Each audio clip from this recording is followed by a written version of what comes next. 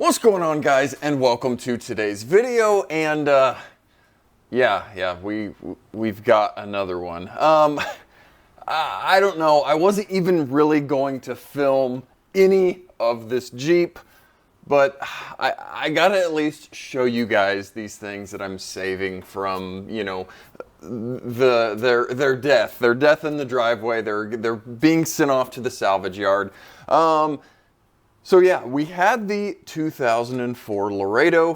That thing, we got finished up. I can't even remember what I was doing in the very last video. I believe we were doing our paint correction, and that was kind of the final thing left with that. Everything was done. It was running, driving. I put, I think, a little over 1,000 miles on that thing since we rescued it. And yeah, that one I think sat for 2 years or something like that in the guy's driveway. So yeah, that thing's done. Listed it on Facebook. Somebody very happily purchased that. And they have plans of off-roading it. Apparently their off-road group's going to Moab next year. So it's going to get used as a Jeep, which makes me feel great. So that thing got sold, and I had a very empty spot in the driveway, and that's where, let me show you guys. All right, so I've already been working on this thing a ton, so it did not look this nice. I can hopefully maybe show you guys some pictures of what it looked like, the Facebook listing of this thing sitting in a driveway. Like I said, it did not look like this. So like I said, I will try to kind of screenshot some crappy Facebook Marketplace pictures, but this is a 2000 Jeep Grand Cherokee Limited. It does have the 4.7, and it was listed on Facebook Marketplace for $10,000. Now, I know that WJs are worth a lot, but $10,000 is just a bit ridiculous. It had been on Facebook for like many months and obviously wasn't sold. I finally, just kind of out of, you know, wondering what's the deal here, why is this thing? So I messaged the guy and said, I'm assuming the price listed is an error, it's incorrect, what's your selling price?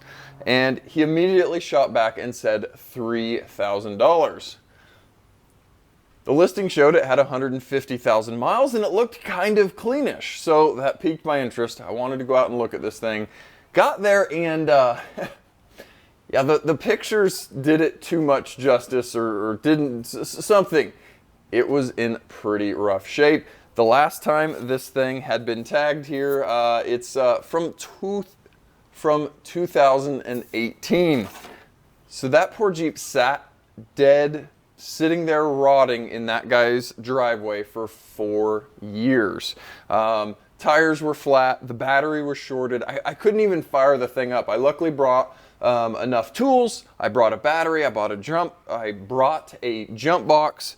So I threw a battery in it, got some power to it, and saw it did only have 150K. Interior was absolutely filthy dirty.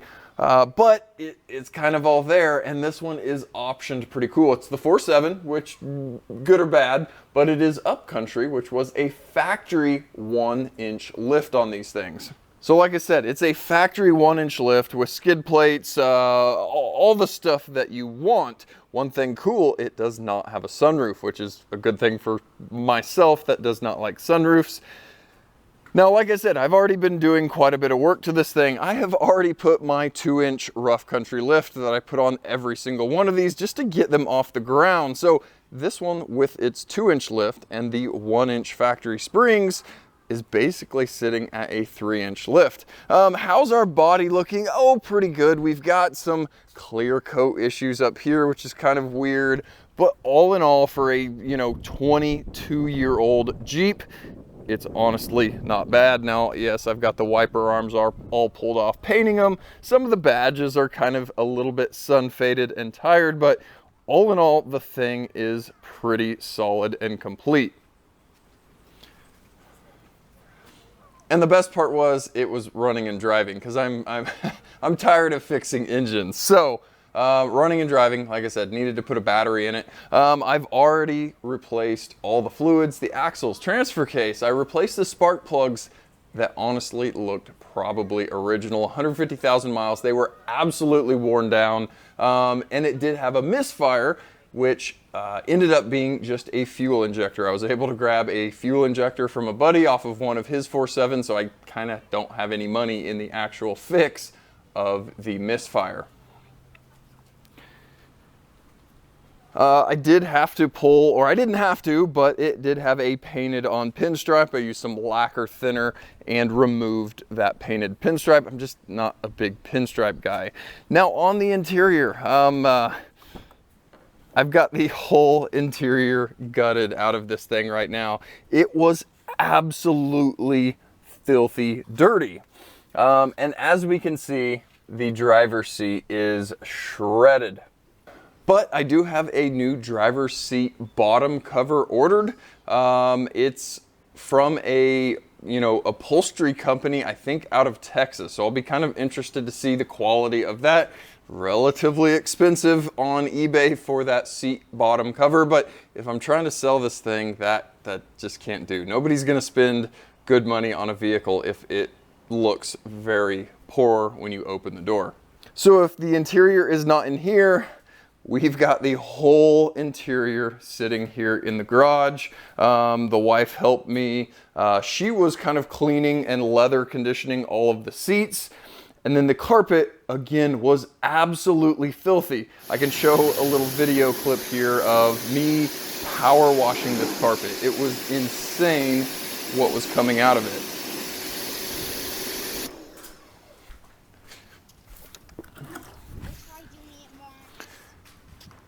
Now what I was using was just some Resolve carpet and rug cleaner. I was spraying it on, letting it kind of soak in. And then I've bought one of these kind of drill brushes here. They're relatively soft plastic nylon bristles on this thing, and was basically just kind of agitating the carpet with that cleaner and then power washing. And let me tell you, it is at least now gray carpet. It is presentable, but what it looked like before was just absolutely insane. I can show you the floor mats that came out of this, and you can just see how black and filthy they were. Now on the listing, it did say this vehicle can fit a very large dog. And when I showed up at this house to look at the Jeep, there was a Great Dane barking in the backyard. And I believe the Great Dane spent a great amount of time in this vehicle because, like I said, there was just filth everywhere. Dog hair absolutely everywhere. And that's kind of one of the things I was going to show you guys. Using that plastic nylon bristled brush in this thing, we're going to jump into the back here. It really removes the dog hair from the carpet really well.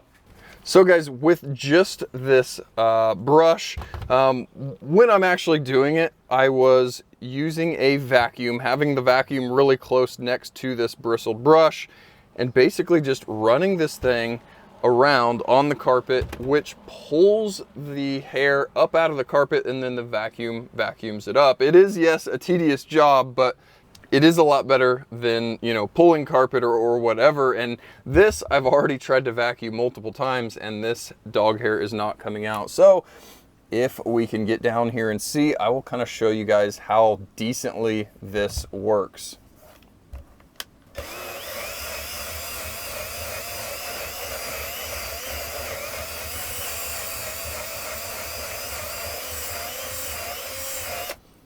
Okay, so we can see our little teeny spot right here. That is almost completely dog hair free. Like I said, when I was doing it on other sections, I had the vacuum hose right there next to it, and it was really kind of helping just to pull any of that dog hair that was being fluffed out of the carpet really well. But yeah, as you guys can see, this little teeny strip is pretty much clean.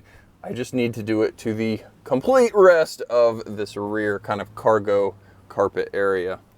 So if you've got pet hair, people hair, something in your carpets, you at least now know you can get a nylon bristle brush on a drill and just start going to town with a vacuum and hopefully get the thing looking better. I bought those. It was just a little 3-pack of brushes at AutoZone, just right near the house here. So Guys, so what am I doing with this? I'm doing the same thing that I've been doing on the last 3 of them. I'm, going through all the maintenance. I'm going through all the repairs, replacing tie rod ends. Everything that's worn out on all of these is worn out on all of them, if that makes sense. All the maintenance, all the repairs. I'm doing a lift. I'm putting my Wrangler wheels and tires. So yes, I understand this is very repetitive, and that's why I'm probably not going to be showing too much of this. Nothing's broke on it. That's too devastating. So yeah, I'm kind of doing my normal thing, but I at least wanted to show you guys another kind of clean example of a WJ that we're hopefully rescuing and getting back on the road from its 4 years of being broken in a driveway. The one big thing that I did find out on this is the heater core is leaking. So I need to pull the whole dash out of this thing, replace the heater core. Yeah, that's gonna definitely be for another day. So I don't know, guys, let me know, what do you want me to show? Do you want me to attempt a dash video? That's pretty horrible. That's a lot of explaining. That's a long video. I don't know, but I am kind of excited to see that brand new lower seat cushion, that seat bottom. That's a pretty good option for some of us that are keeping these things going and don't want a destroyed seat.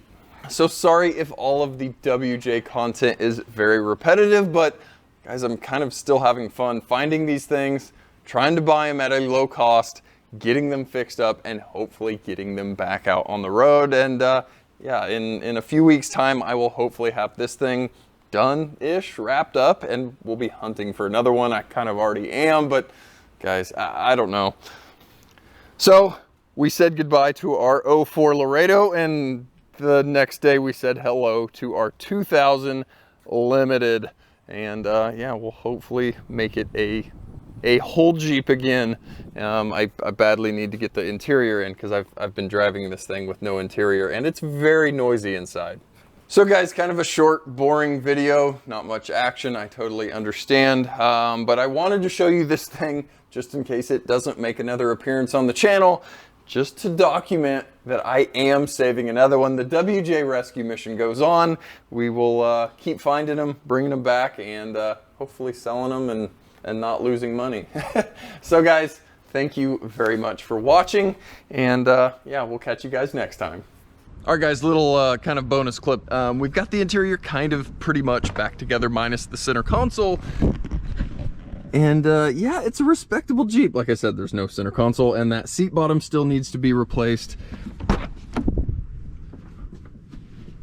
But yeah, it's now gray carpet, conditioned leather seats that kind of feel decent. So yeah, it's gonna come back to life. All right, that was all. I've still got a ton of work to do. So guys, again, as always, thanks for watching, and we'll catch you guys next time.